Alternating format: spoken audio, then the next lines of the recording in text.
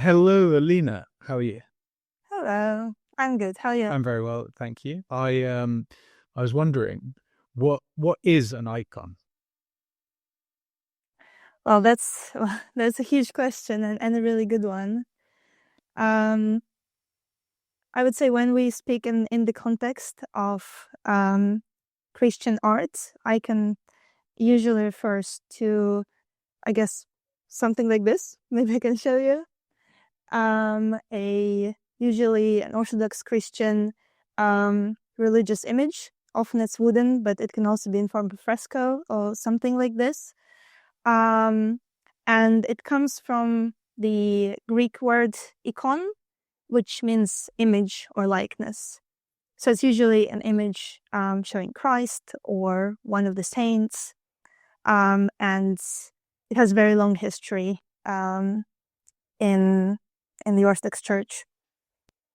If I open a children's Bible, say, I will be encountered by images showing various saints of the church in uh, various stories. I'll see pictures of Jesus and Mary. What makes them different to icons? Mm. I would say the difference is mainly theological, rather than necessarily artistic or aesthetic. Um, because Orthodox Christians believe that um, icon has a direct connection with the depicted saint. So if, for instance, you kiss an icon, this is the same as kissing the saint. If you Why? venerate an icon, yeah. No. Go on. So this going to be my question. So Mm. why think that? And also, you're about to tell us about veneration. So what is veneration, and why think that kind of connection, that very close connection? It's not just Yeah. it seems more than ordinary representation. Why think that exists? Well, Orthodox art is very incarnational. It exists, it's possible because incarnation occurred, because Christ became man, became matter, and that established a very specific kind of relationship between the earthly material world and the heavenly realm, so to say, which have been deeply bound together since the moment of incarnation. And theology of icons is very much based on this idea and grows out of it. So is it the case that some of the strictures in the Old Testament um, would prevent the making of icons? It's only in the period after the birth of Christ, the incarnation, that icon making becomes a legitimate practice. That's a good point, and I would say so. I mean, the some of the first icons, the first religious images, are icons of Christ, and that's possible because God became man and appears to us as a human being, as a very specific human being, in fact, with his face, his body, um, enabling the depiction of spiritual realm, which wasn't really possible previously, and justifying it. Yeah. So I'd like to ask more about icons, but for someone who grew up in the West or didn't grow up in an Orthodox milieu, um, it's really hard to imagine just what it's like to grow up surrounded by icons and the place they have in the culture and the Christian culture. Could I ask just about your relationship with icons, so growing up and then as an adult? Mm. Yeah, thank you. Well, I would say I didn't really have a very intimate relationship with icons growing up. So where did you grow up, Pauline? I grew up in Russia, which is less formal in an Orthodox country, and you do see a lot of icons. And maybe I saw too many of them because when you see something too often, you become a bit desensitized to it. But I think it's also something about learning how to look at icons. It's a kind of a discipline in which you have to train, because without a certain theological background or just practice, icons can seem really confusing. And sometimes it's really hard to figure out what's going on in a certain icon if you're not kind of closely acquainted with this tradition. And for me, it was only when I became much older and I became consciously interested in medieval Christian art and icon painting, and I spent a lot of time looking at icons and talking to icon painters, that I came to appreciate them. And it truly took me some time to get into this tradition, and I'm still learning every day and discovering new things for myself. Because you're in Oxford now. Was it the relative absence of icons? So there's still lots of icons in Oxford if you know where to look, but not in comparison with Russia. Was it that I know stoked your love for icons and iconography? Not, I think I came to appreciate icons before I came to Oxford. For me, just really having an opportunity to travel around old medieval Russian towns and see some of the old icons still in their regional context in churches, sometimes in the museums as well. Sometimes also looking at frescoes covering the church walls, which taught me to appreciate them, rather than seeing printed reproductions of icons in a little kiosk. Yeah, there's something I would really love to cover in our conversations, but that is pretty hard to sort of permeate for the outsider, the regional variations. So there's a kind of universal or near universal language of iconography, but with particular parochial aspects to the sort of artistry in different places. So like in different parts of Russia even, and obviously between Russia and Greece is a lot of difference. Yeah, it is quite fascinating because you can often hear this idea that iconography is a very canonical form of art, that there is a strict canon and everyone has to follow it. And it's true to an extent that yes, there is a canon, there is a set of rules or maybe iconographical types of depictions that you see repeated over and over and over again. So if you look at an image of Christ, Pantocrator, it will be the same whether in Greece or Alexandria or Russia. And yet, as you say, there's also so much creativity, so much regional variety, and you can really see how people in different times in different places encountered that canon, but then really made it their own as well. And that's what makes it so beautiful and fascinating as a tradition.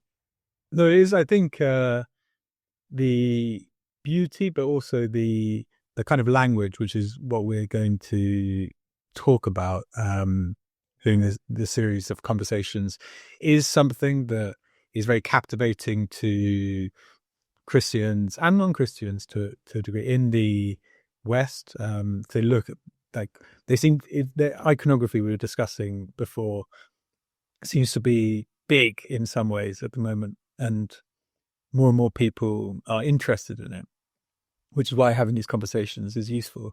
But I think it is the beauty that kind of entrances people, and the strangeness, but also the sense that there is something being communicated that you have to look for a bit more carefully than in certain kinds of Western art. There's a language to learn. Yeah, I think we can always almost think of it as dialects of the same language. The grammar stays the same, some underlying rules which everyone follows. But then, yeah, there are local words and local forms and variations. And I would like to come back. So we spoke a bit about veneration before, but I would like to just come back to that because the distinction between veneration and worship, and to the outside perspective, to an onlooker, the blurring of veneration and worship, like what is called veneration, looks a lot like worship to many Protestant Christians, for instance. I would like to come back to the idea of like what exactly is veneration, and what makes it like meaningfully different from worship. Mm-hmm. Well, the distinction between these two terms goes back to Greek terms, which were used during the Seventh Ecumenical Council in late 8th century in Nicaea, which was aimed at, I suppose, addressing different issues surrounding icons and finding what's the right way to treat an object like this. And the idea behind them is that worship is the honor which is only due to God, and no one can be worshipped aside from God.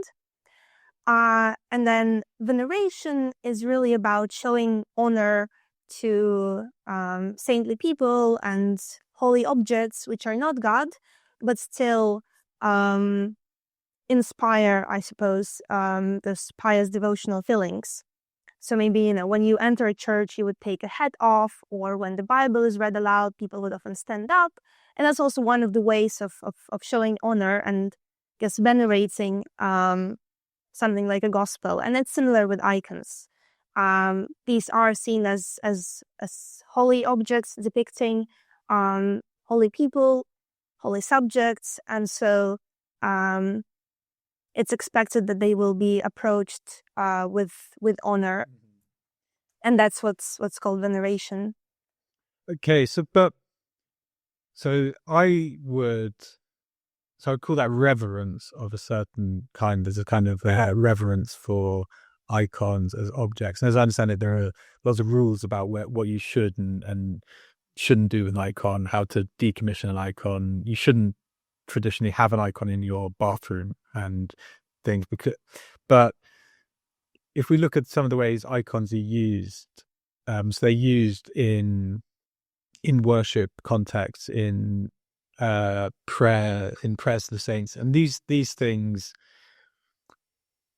go beyond the kind of reverence that many Protestant Christians show for their sort of church objects, like no one's flinging Bibles around or encouraging others, or very few people encouraging others to do so who think of themselves as Christians. But those kinds of practices with icons are foreign. So yeah, could you talk about some of the ways icons are used and the sort of rationale for about the sort of theological justification for those kinds of uses? Yeah, I mean, I guess I'll have to come back to what I started with about the incarnational logic behind icon veneration. And I suppose icons are seen not just as a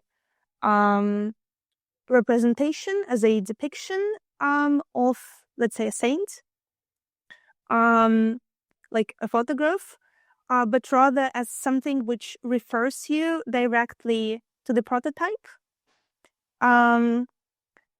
And so any action that you direct towards icon, you really direct towards the prototype. That's again something which was discussed a lot in the 8th century during the 7th Ecumenical Council, and they came with this idea that the honor given to an image passes directly to its prototype. So it's always about this link, this bond between the depiction that we see, the material depiction, and the saint, the holy figure already in heaven, in heavenly glory.